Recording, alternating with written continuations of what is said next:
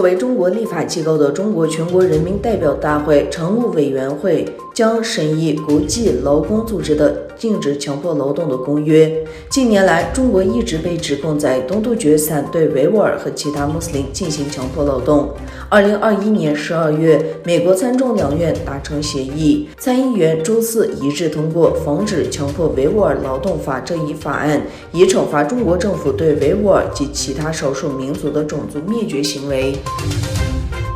中国外交部发言人王文炳4月19日在例行记者会上证实，中国和所罗门群岛目前正式签署双边安全合作框架协议。在该协议草案经媒体曝光后，美国、澳大利亚和新西兰政府已经表达出对其内容的担忧。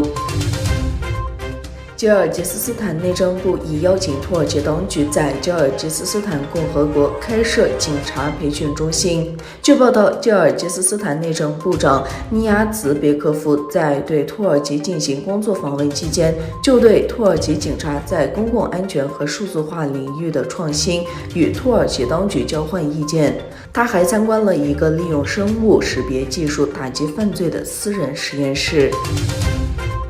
中国外交部副部长乐玉成在会见俄罗斯驻华大使杰尼索夫时表示，无论国际风云如何变幻，中方将一如既往同俄方加强战略协作，实现合作共赢，携手维护双方共同利益，推动建设新型国际关系和人类命运共同体。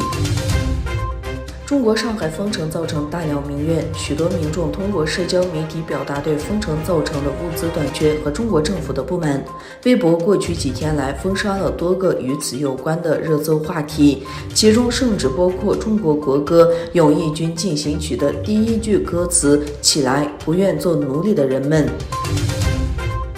由于中国坚持严厉的封控措施，以遏制新冠肺炎疫情，瑞银、巴克莱银行和渣打银行均下调中国全年 GDP 的预估值。瑞银以王涛为首的经济学家18日在给客户的报告中说，鉴于经济的下行压力加大，将中国 GDP 增长预测从 5% 下调至 4.2%。